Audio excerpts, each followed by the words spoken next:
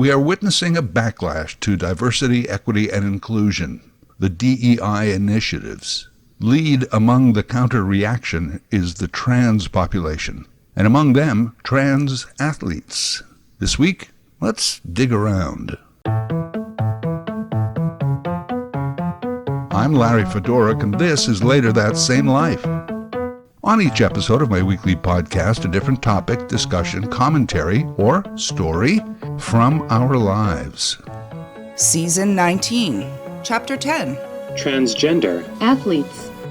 This is not the biggest social issue we are facing today, but for some reason, it makes a lot of people's heads explode. In the U.S., 27 states have passed laws restricting transgender athletes from competing in sports consistent with their gender identity. In other words, we don't care how you identify. We'll tell you what your gender is, especially when it comes to sports.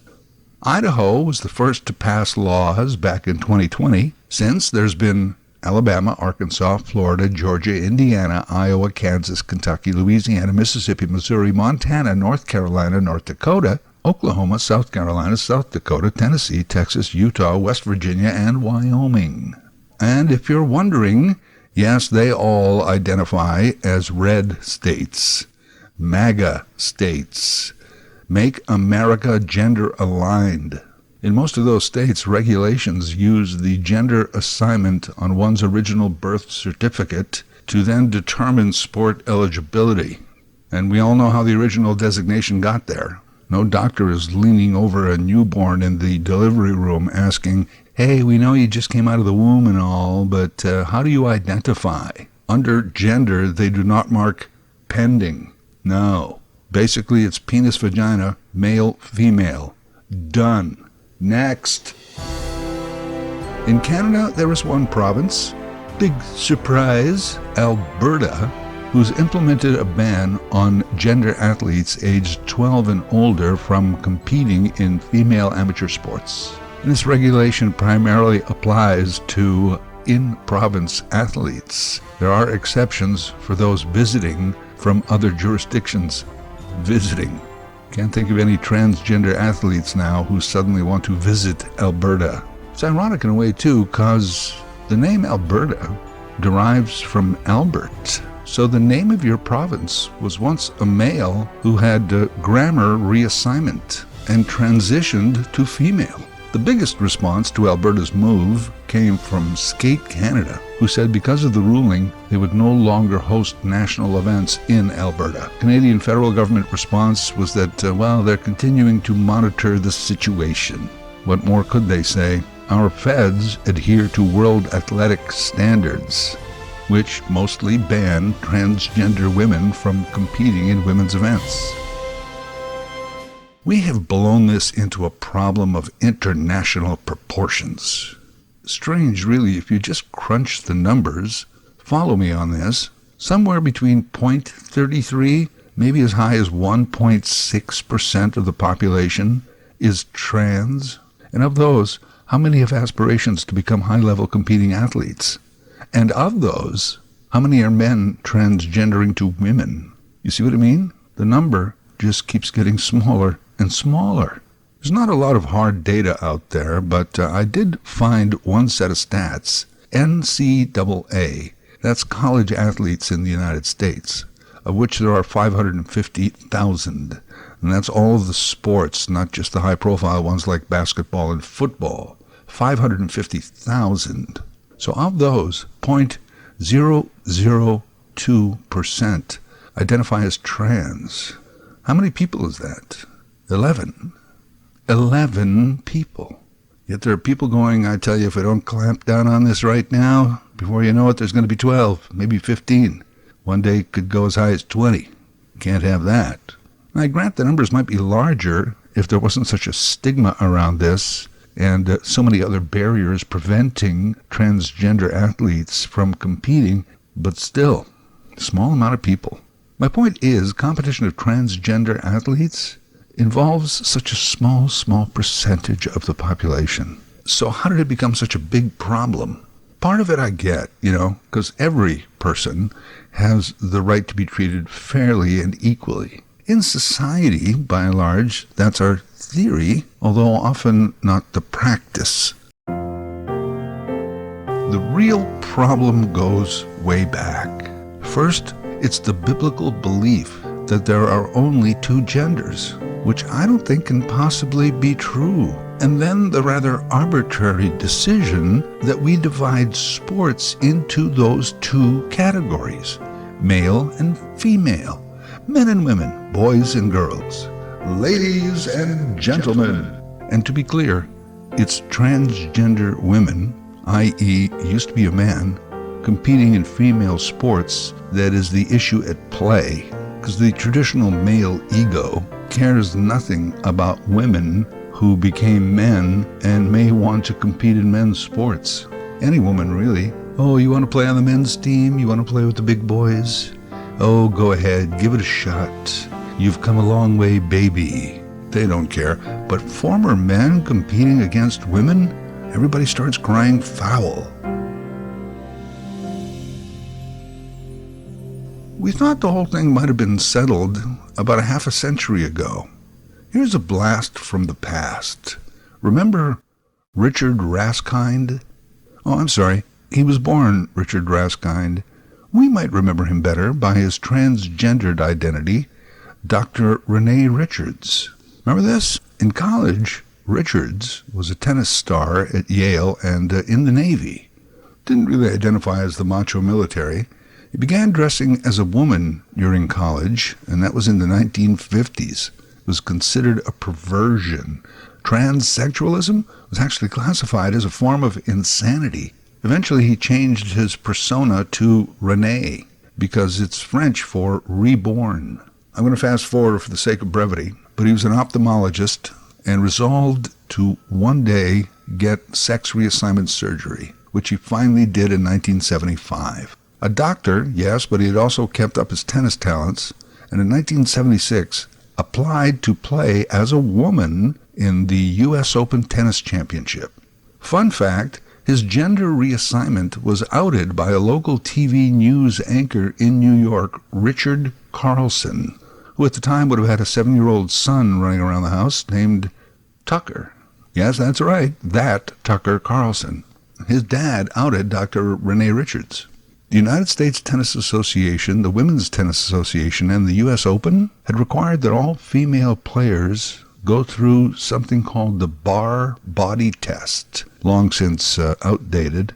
Richards refused and was barred from competing, not only the U.S. Open, but Wimbledon and the Italian Open. Why are you unwilling to accept a chromosome test? I'm unwilling to accept it because I don't think it's a good test for sexuality. Sexuality is many more things than what your sex chromosome pattern is. Socially and legally, your sex chromosome pattern has nothing to do with it. I am a woman. My gynecologist will attest to that.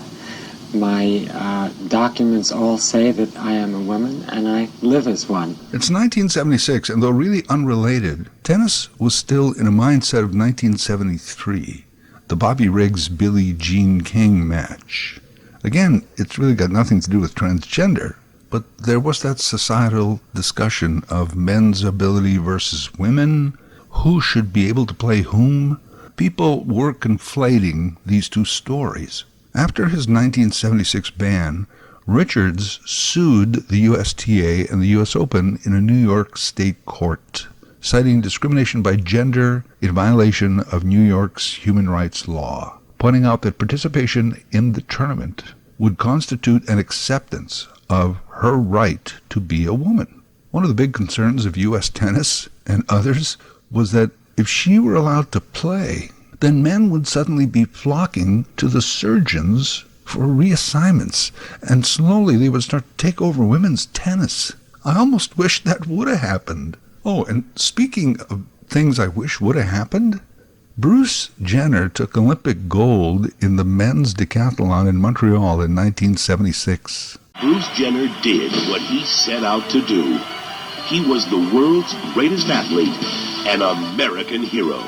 I wish he would have been inspired that same year by Dr. Renee Richards and pulled the trigger on his reassignment surgery right then. right then in 76, and then further applied to compete as a woman in the 1980 Olympic Games. Now, they were in Moscow, and the U.S. boycotted them, but still, if only that had happened. And by the way, if you think Jenner would have done it in 76, do you think he would have been a Caitlyn? I bet not. I bet he would have been a Pamela, maybe an Amy, maybe even a Jennifer. Jennifer was a very popular name in 76. Jennifer Jenner wins gold in the women's pentathlon? Yeah, women don't have a decathlon because, they're women, so they have a pentathlon, 5 events. And that's why Jennifer Jenner did all the events twice. But back to Renee. In 76-77, the media presented Dr. Renee Richards as a complete and total spectacle, some of astonishment, others pity, yet others suspicion. That was fine until she decided to enter Forest Hills, the major tennis tournament in this country. Tonight, the problems of being a transsexual athlete, and more widely, the growing recognition of transsexualism and the problems of acceptance in American society. Incidentally, she even agreed to finally take that bar body test. It measures chromosome levels, but the results were inconclusive, and she was barred again. They are only going to pass those women who have a specific type of chromosome pattern, and that would eliminate, most likely, me, and it might eliminate some other women with abnormal chromosome patterns, too. But the following summer, 1977, a judge ruled in Richards' favor, saying basically she is now a woman, and that U.S. tennis and the U.S. Open discriminated against her unfairly. On September 1st, 1977, Dr. Renee Richards, then already 43 years old, lost to Virginia Wade in the first round of the women's singles at the U.S. Open. However, along with Betty Ann Stewart, Richards did make it all the way to the finals of women's doubles. They lost to Betty Stove and Martina Navratilova. And years later, Navratilova would hire Richards as her coach. And under her tutelage, Martina won Wimbledon, the Australian Open, and the French Open. After a 55-year career both as an eye surgeon and a tennis star, Renee Richards is retired, turned 91 last summer, living out of the spotlight as much as possible. The entire case was a big deal, is a big deal, but apparently resolved nothing. It was all quiet for a while. The next time, really, the transgendered athletes became part of the major public discourse was not until 2003, when the IOC, the International Olympic Committee, brought out a set of rules for transgendered athletes that would be effective for the 2004 Games in Athens. The International Olympic Committee unveiled new guidelines on transgender athletes. The new framework says that athletes should be allowed to compete in the category that best aligns with their self-determined gender identity. Basically, they stated that transgendered athletes could compete, but before they do, they had to have complete gender reassignment surgery. Again, unspoken, but it was mainly aimed at men becoming women. In other words, you say you're a woman, okay, you can compete, but we don't want you running around the track with a penis. That is one baton we do not want to see passed. By 2015, they changed their policy. Okay, you can bring your penis, but you have to prove that your testosterone has been below a certain level for the last 12 months before the event. That, too, proved to be controversial. I guess you could say currently that the IOC just took themselves right out of the equation, right out of the issue. The IOC now leaves it up to individual IFs, the international federations in each sport, to make the determination of eligibility, i.e., if the German Bobsledding Association or the Japanese High Jumping Committee says that this person we are sending is a woman, then the IOC says, okay, we believe you. Canada has seen some transgender controversy. Michelle Dumaric is a mountain bike downhill racer who won a world event in 2006. There was backlash, was once a man. Savannah Burton, transgendering, was first denied the right to compete as a woman but has since gone on to play on several Team Canadas in international dodgeball. My name is Savannah Burton. I'm 40 years old, and I'm an amateur athlete and trans woman. Competing as a woman means the world to me because I can finally compete as myself. Dodgeball. I'll bet the opposing women are very happy to see her on Team Canada. Bigger target to hit. A poster child for transgender athletes, you might remember, was Olympic world-class runner Caster Semenya of South Africa. The bronze medal to the runner from Kenya, silver to Nyansabi of Burundi, and Caster Semenya of South Africa awarded the gold. She is in fact incorrectly put into the transgender category, when in fact, and I don't pretend to understand the medical science, she is cisgender woman. She was assigned female at birth, raised as a girl, but then had differences in sexual development, chemical imbalances, including very high levels of testosterone. That's actually why, after winning Olympic gold a couple of times, she was later disqualified at events. It's complicated. She's an amazing runner. Sort of looks like a guy, but she's actually the opposite of transgender. I think the resistance to gender identity in general coincides with the rise of the populist right in North America, the conservatives, the evangelicals, the Republicans, the MAGAs, whose dog whistle catchphrase, "Make America Great Again," means that everyone in America, at the very least the ruling class, should be straight, white, and Christian. And even that is a misnomer when it comes to this issue, because you can be, for example, transgender and straight. Man and a woman in a relationship, that's considered straight. So who cares how you became a woman? You're in a straight relationship. Well, I just mentioned many of the groups who actually do care, but you know what I mean.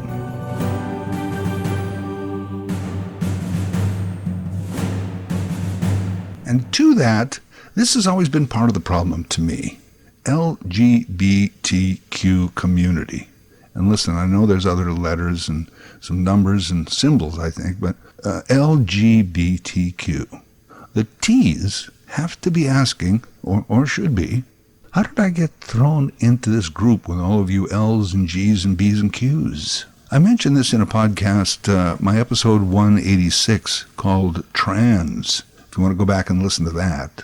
Because in that acronym, as soon as you come out as a trans, many people will assume that you must also be a lesbian, gay, bisexual, or queer. Yet that is rarely true. It's got very little to do with it. The whole thing is really three issues: body parts, how you identify, and then your choice of partner.